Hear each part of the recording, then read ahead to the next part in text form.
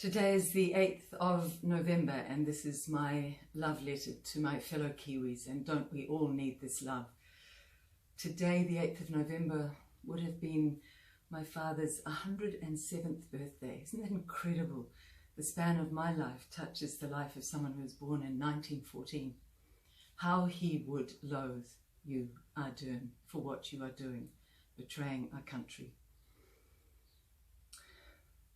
There is so much I've wanted to say. I've been through a week where I've had to tighten the security because it seems like this government is interfering with all my communications, and we've done that. We've got a terrific IT team up. Again, my apologies. Your letters, your emails, your desperate calls come in, and I want to reply to everyone, and I do whatever I can each day, and then there are hundreds more that I'm not getting to. So I am going to have to surrender my little bit of ego, my love ego that wants to reply to each one personally, and I'm going to have to send a standard reply, which is not how I want to do it, but I want you to know I hold in my heart all of your calls. I want you to hold hope in your heart before I begin with the rest of what I need to say in this love letter. Many of you are fearing being thrown on what looks like some kind of scrap heap of unemployment. But it will only be temporary. This evil will only be temporary.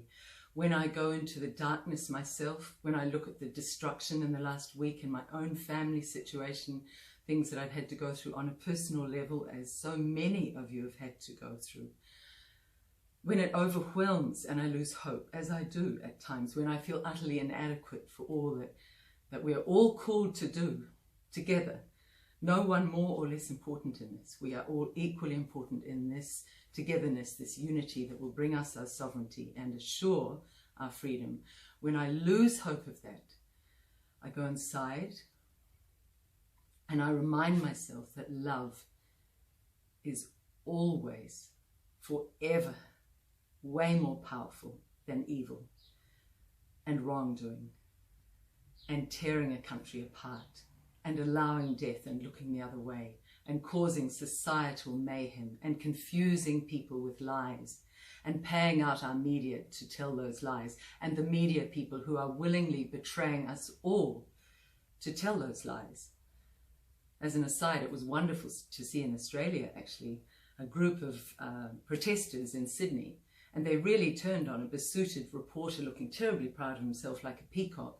And they just all said, you tell lies, Channel 7. You're not representing the truth to us. You're telling government lies. That's what we need in New Zealand. The media now need to be scared of us, the people, as well as the politicians. And Ardern, I know you've come for me because you are scared of people power. You are scared of the people rising up, and you should be.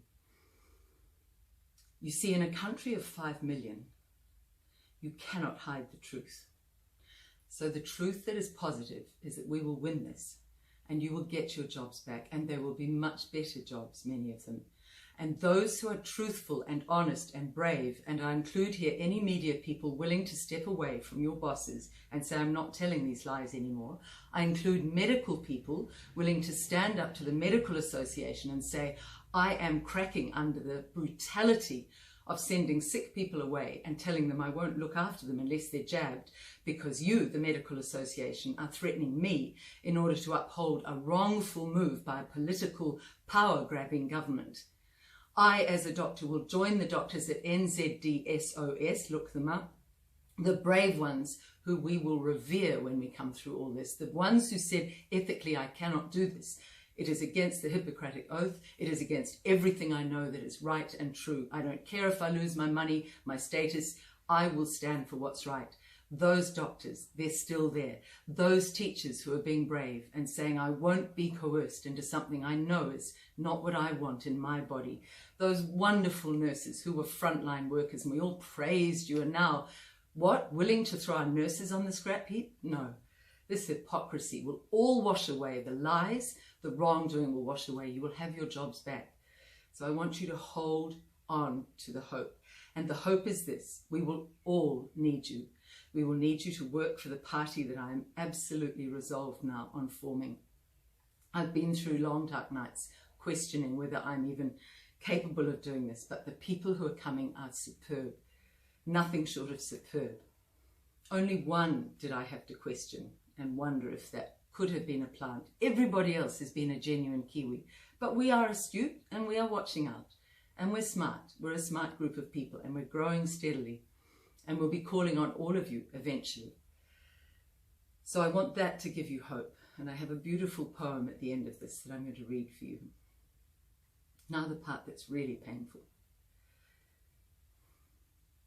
I get so many stories, but this one, if it doesn't move every single Kiwi, I don't know what will move your heart. And this includes you, Ardern. At a boys' school in Auckland, a group of elite runners have been coerced and forced to have the jab. 16, 17-year-old young men, the flower of our New Zealand youth, the fittest and finest. Who knows what athletes might be or might have been among them. 2 withheld and refused the jab. A lot of societal pressure there. So that takes a lot of guts. Of the others, 50% are saying that particularly when they lie down, they're really having heart issues. And then last night, one of their number, a young 17-year-old boy, has had a heart attack. And what I've been told is that the parents are beside themselves. But moreover, I understand that they absolutely do not want to go to the New Zealand media, in whom they have zero trust to tell any truth at all, that they want to take the story to international media. I understand that absolutely. I'm so ashamed that I ever worked for this, what I'm seeing now in the New Zealand media that feeds us these lies every night. If you would like to contact me, I would love to tell your story and honour that story, if I can serve you or help you in any way. If your story would help protect another young man from having it, even through your grief, perhaps you would be ready to. There are other stories that I'm going to tell, and we are going to have this media arm telling the science and the true stories of this living experiment among our New Zealand population, these stories that are not being told by this Prime Minister to this country when she forces this jab on us in her endless, drivelling, dishonourable, dishonest press conferences. We are going to have a media arm that captures the voices of the voiceless. All of the ones who are being kept off Hilary Barry's nightly barrage of absolute rubbish. Get the jab, get the jab. She has no concern either. Is it true that Tova O'Brien of TV3 and Ardern flattered together in London? This I'm being told, but I don't have time to research these things. If anybody knows that, I'd appreciate you letting me know. I need you to very urgently think about where this all goes. I heard from a friend yesterday who has another friend who has a little business, a beauty business actually, and she said, you know, I just feel miserable. I've had to coerce people who didn't want the jab into having the jab to keep their job. And then others who stood out, I've had to get rid of them. And I was willing to go along with the 2 jabs. And I was willing to go through that horror of doing this to my fellow Kiwis. But now I'm sitting here and I'm facing a 3rd jab that this government is already talking about. And she said to my friend, I know in my heart all this is wrong. I know that I am being forced as an employer to do something that just feels so wrong to me. All of you who are willing to do that to your employees, stop. All of you employees who are allowing your employers to go along with it, say to them, we all walk out. Manage a mass walkout. They will back down. They need you, not vice versa. It is such evil doing that this government is doing to make employers their henchmen, enforcing these brutal policies that divide New Zealanders. But even beyond all this, you know that it's not going to end. You know that this Auckland lockdown, hard and fast, has now gone on for well over 80 days. You know that she's playing us, don't you? You know that travel isn't returning for those who are vaxxed. You know that even if we get to 90%, they're going to go on blaming this mythical, terrible unwashed vax population, these lepers. It's rubbish. The vax is meant to protect you. And we are meant to have a democracy where freedom of choice is upheld. And this is what is being ripped from us. It is time to wake up. A conspiracy theory, once it's shown not to be a theory anymore, once it's shown to be the truth, becomes a conspiracy against the people. And we have to wake up to that. I want you all to listen to a podcast from Australia. It's called Cafe Locked Out. It's extraordinary. 2 nights ago, there was a doctor who explained so much about the jab. November the 7th, last night's one. Listen to that one. It's about the pandemic legislation in Victoria. 2 weeks to be considered. That's all. 2 lawyers are talking to them. And these 2 lawyers were reading the legislation and had to stop a quarter of the way in. And one of them had to go and vomit.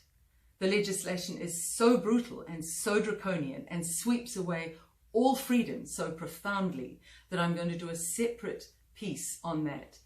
I'm going to record a separate piece going through some of what they say. But if you could look at that, it's called Cafe Locked Out, and it's the broadcast of November the 7th, 2021. It's by a wonderful man, a playwright, intelligent, thoughtful, the artists and the thinkers who can lead us back from this nightmare. Where are you in New Zealand? Where are musicians singing to tell us the songs of the horror? We need our artists to stand up against tyranny. But he is. And he's doing these interviews in this podcast. You can also get it on YouTube or Rumble. And it's so crucial what is going on in Melbourne, because I believe that we are in lockstep with Daniel Andrews and his brutality. And Ardern is following a few months behind. She may well try to sweep out something like this. Sweeping it under the carpet, of course. Sweeping being the word. Hey, look at the jab, look at the jab. And this hand, pushing through legislation. Look at our free speech legislation, it's called. What an irony. Taking away our free speech under the digital ID legislation that's going through our parliament now. But coming up is even worse. Coming up is the idea that Daniel Andrews can at any stage call something a possible pandemic. Even if it's happening in Africa, he can say it's a possible threat to Victoria. So I will lock this state down.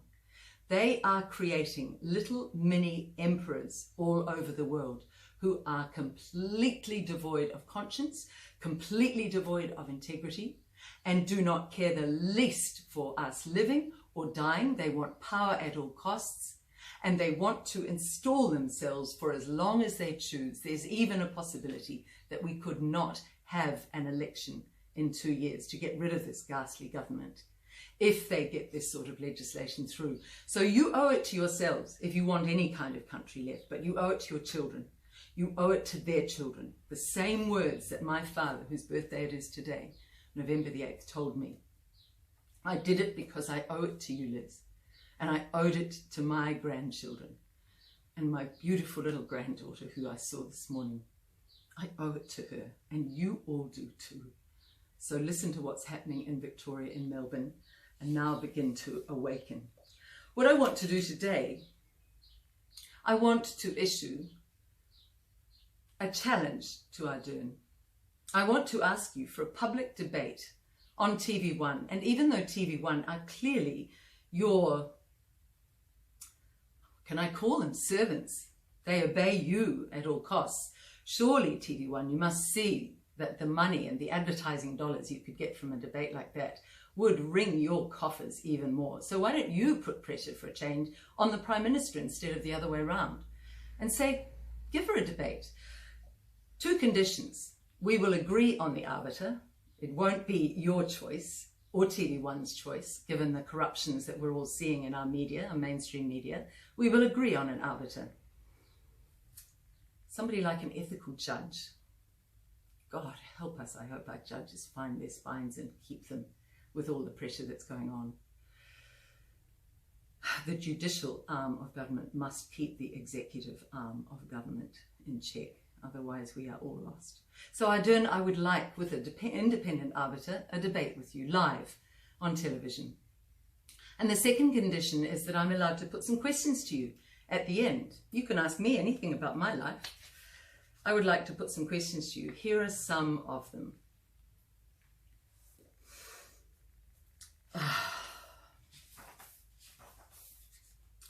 I've been sent this. I can't sit on this information and say nothing. It's giving me anxiety. I've been made privy to a discussion with a frontline pandemic in New Zealand who has disclosed that medical personnel are being called to Auckland within the coming couple of weeks to address a rise in vaccine-related injuries. It will be disguised as a new strain that is spread by unvaccinated people. The message reads on, please, I'm not trying to fearmonger. I want people to be aware before this happens, so that when it does, a lot of people know. The division tactics are going to ramp up massively. We need to be united, is the last line. And we are uniting in massive numbers, numbers you have never seen before, Ardern. And we will defeat this tyranny. If you want to write to me, you can still send them to Liz Gunn, but the better address is help@freenz, all lowercase, .org. help@freenz.lowercase.org. That includes those of you who might be in that group who've been invited to this covert meeting of how we do another round of Orwellian lying to people in New Zealand and blaming of the unvaxxed. Where does this stop? Anybody who wants to tell us what's going on, we will obviously check it out, but we will keep your names secure and private. And if you're happy, we will divulge it because it's crucial now that we all share to defeat the lies. So I would ask you, Ardern, at the end of the debate, if that's true, I would also ask you, are you working for some entity that is beyond our borders, either corporate or another country? Are you possibly divided in your loyalties? Do you actually even have any loyalty to Kiwis?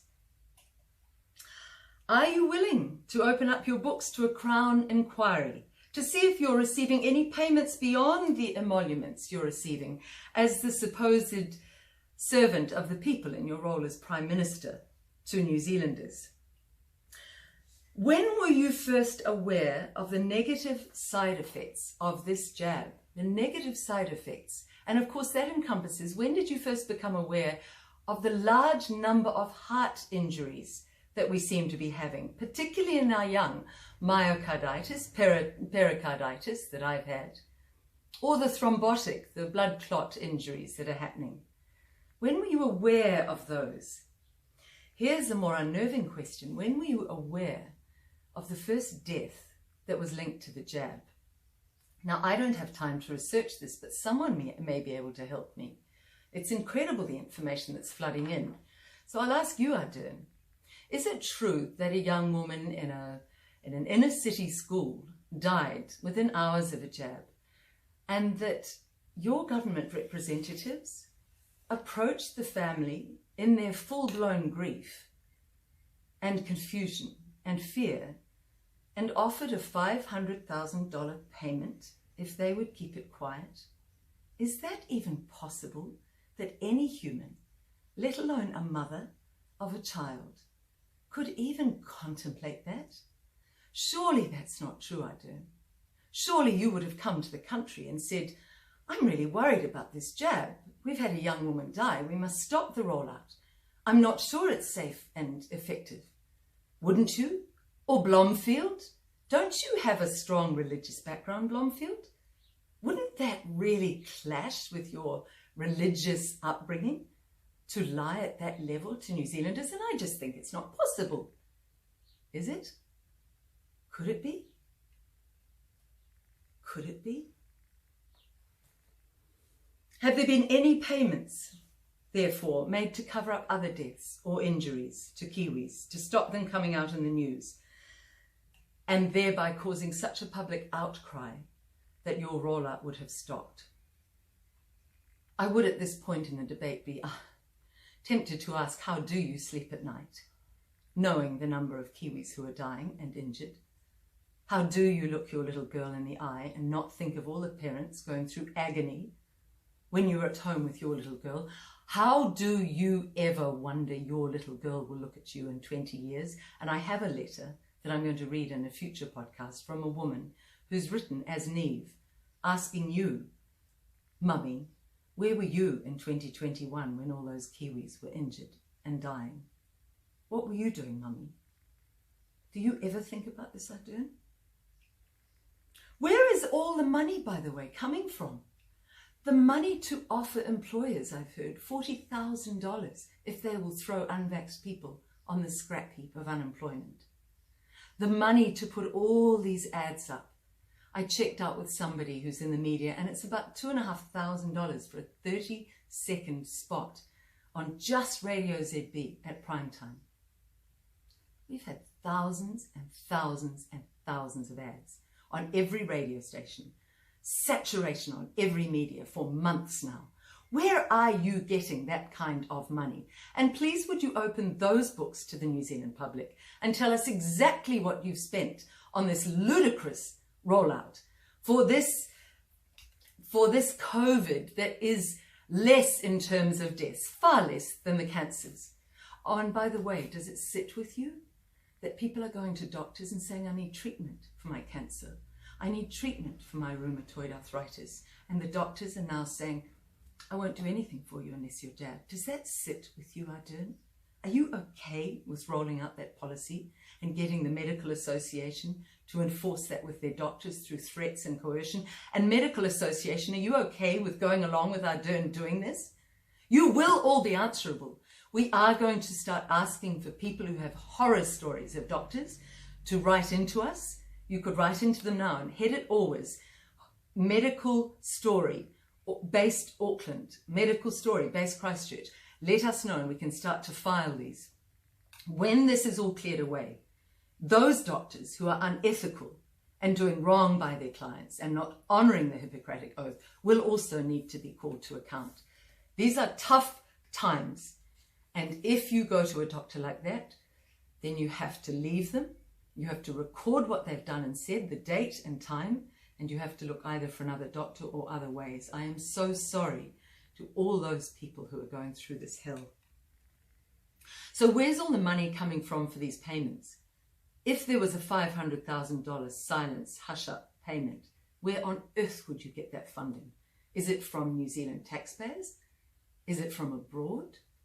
Surely you wouldn't do that. We need to know what you're spending on this. Other questions I'd ask in the debate. Oh yeah, here's one. Why are you not using the millions of dollars you're spending on the COVID messaging, the Orwellian brainwashing messaging? Why are you not spending that on new hospitals? You're so worried about our health. This is all to save the hospitals. Why not put that money into new hospitals that need upgrading? And how many ICU beds, I'd ask you in the debate, have you added since this COVID nightmare began? Have you added one? Because I was told you have not put one new ICU bed into any hospital in New Zealand. But again, our media, can you check that out? I don't have time. I have thousands of emails coming in from desperate Kiwis, and we are building a party to create something that may take this ghastly cohort of corrupted individuals, all of them, David Seymour, who's totally given in, Collins does the occasional foray, but do you really think she's going to give us back our freedoms should she get in? Who in this lot looks reputable, looks honest, looks honourable? Who? None of them. None of them. We are doing our best to build something that can bring good people, real Kiwis who care about this country, into government. So I don't have time to investigate that. But I'd really like to know how many ICU beds you've added, because you are so caring about our health, are you not? Isn't this what this is all about, Ardern? And why has this government not offered anything other than a Pfizer jab? Not even any health protocol, not even basic advice on fresh air and sunshine. No ability to go to our chiropractors, our osteopaths. So many of us use these. Our naturopaths who can put us on really healthy food and make sure we're having plenty of vitamin C and zinc and D3 and the protocols that will help keep us strong and able to withstand our virus. Why have you done nothing of that? Why do you put your jabs up with KFC, which is known to make people obese? And people who are obese and overweight are more subject to dangerous effects from any COVID or from the jab. Why are you not helping to create a healthy New Zealand? Well, I can tell you, when Free New Zealand gets into power, we will be doing that. We will be looking at far more than the pharmaceutical industry offerings.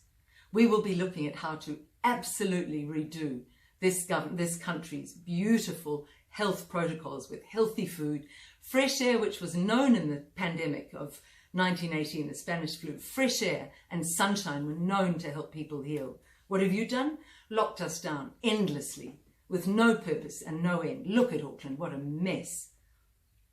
Well, there's one. I had a figure that 9,500 businesses in Auckland closed down last week. Can you tell us the weekly number of businesses closing down? And here's another one I'd like to ask you. How many weekly suicides are you being told about? Could we have those figures open and transparent at your next press conference instead of the endless, unnerving hand-wringing, the drivelling, the Orwellian doublespeak, the head movements that just look, frankly, make you look unstable and very unreliable and dishonest? Give us some truths. Give us some truths.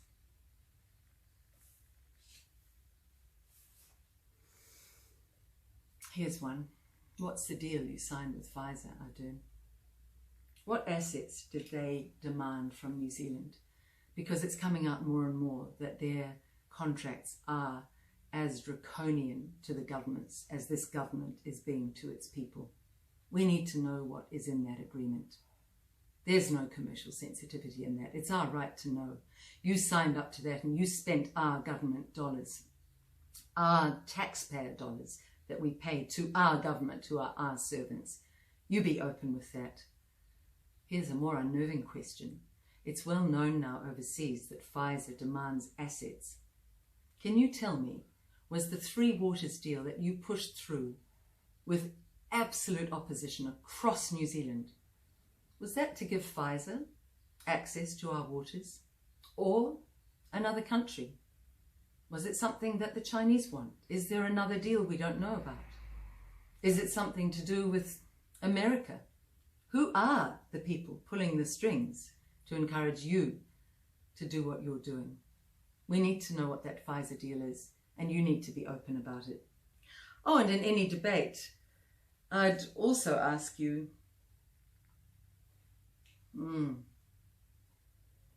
when are you going to realize that you've lost the trust of most of your people now? You've lost our respect. We don't trust you. We don't believe you. We don't like you. We don't believe you care about us. And your acolytes that you've bought in mainstream media, the simpering, vain David Farrier, and it's very obvious if I look back through what's been sent to me about him, that you were old friends and he's always going to come to your rescue, even against Joe Rogan, trying to tell off Joe Rogan for doing a perfectly valid questioning last week of your tyrannical ways in this country. And then there's Tova O'Brien. I mean, can you confirm if you and she were flatmates? How many of your placements have got through this media and governmental system of systemic deception that's being rolled out again and again on trusting, good, decent, kind, hard-working, fair kiwis? How can you live with what you're doing to people? The nurses and the teachers who at the end of this week are going to be out of jobs. There are so many questions I want to ask you in a debate. So join me. It'll be our ratings rocket, I promise you. And it'll be so good for Kiwis to see that I have no fear of you, that I pity and despise you, the life you will lead when this is over. I have pages of questions, Ardern. I'm done with them for now. I think people will see. I think people will see that things need to be asked of you. And that's the purpose of this message. But there's a much greater purpose. All of you who write and are afraid and feel broken and wonder how you're going to get through this. Here's a poem, and I can't find the writer of it, but it was sent to me on a card. And it's resonated with what I've been through in my life. And I think it will give you courage. Stay with us. There have been times when I have wanted to leave this life, when I have really wanted to leave this planet. If you are in that number now, know that nothing is worth that. Nothing. Coming together And being together and fighting together for a free New Zealand is what will bring you through that. So here it is. There is a brokenness out of which comes the unbroken, a shatteredness out of which blooms the unshatterable. There is a sorrow beyond all grief which will lead to joy, and a fragility out of whose depth emerges strength. There is a hollow space too vast for words through which we pass with each loss, out of whose darkness we are sanctioned into being. There is a cry deeper than all sound whose serrated edges cut the heart as we break open to the place inside which is unbreakable and whole.